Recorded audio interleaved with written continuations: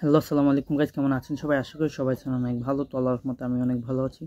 তো গাইজ, আপনারা সবাই দুবাই ভিসা কবে খুলবে, কবে থেকে দুবাই ভিজিট ভিসা চালু হবে, টোটালি এইসব আপডেটের জন্য আপনারা ওয়েট করতেছেন। তো আপনাদের জন্য একটা সুখবর দিতেছি যে আমাদের কাছে গুঞ্জন শোনা যাচ্ছে যে জানুয়ারি মাসের 5 তারিখের মধ্যে বা 5 তারিখের ভিতরে দুবাইয়ের ট্যুরিস্ট ভিসা চালু হওয়ার সম্ভাবনা খুবই বেশি।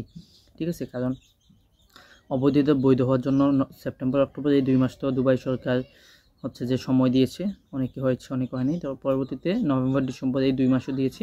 এর মধ্যে নভেম্বর চলে গেছে, ডিসেম্বর আজকে প্রায় 23-24 তারিখ। তো এখন হচ্ছে যে আপনার আর মাত্র 5-6 দিন আছে। তো 6 দিন পরে কি হবে?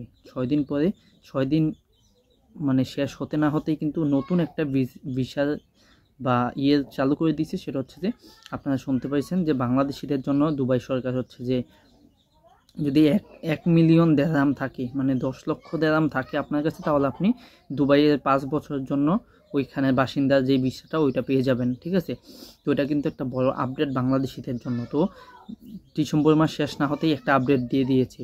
তারপর ডিসেম্বর মাসের মধ্যেই কিন্তু বাংলাদেশের যেই দূতাবাস আছে ওইটা কিন্তু এরা খুলে ফেলেছে। দুবাইয়ের যে প্রবাসী দূতাবাস আছে ওইটাও খুলে ফেলেছে দুবাইতে। ঠিক আছে, তো এখনই কিন্তু অনেক আপডেট শোনা যাচ্ছে।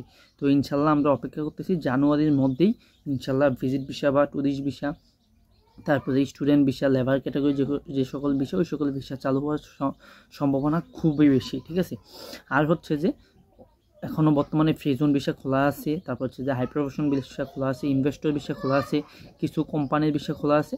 তো ওইগুলোও কিন্তু খোলা থাকবে। পাশাপাশি হচ্ছে ট্যুরিস্ট ভিসা, ফ্যামিলি ভিসা, ওইগুলোও কিন্তু খুলে দেওয়ার চান্সটা খুবই বেশি আছে। তো কেমন লাগলো ভিডিওটা অবশ্যই কমেন্ট বক্সে জানাবেন। যদি ভালো লাগে ভিডিওটিতে লাইক দিবেন, আর দুবাই সংক্রান্ত সকল তথ্য পেতে আমাদের চ্যানেলটি সাবস্ক্রাইব করে আমাদের পাশে থাকবেন। আজকের মতো ভালো থাকুন, সুস্থ থাকুন, আল্লাহ হাফেজ, আসসালামু আলাইকুম।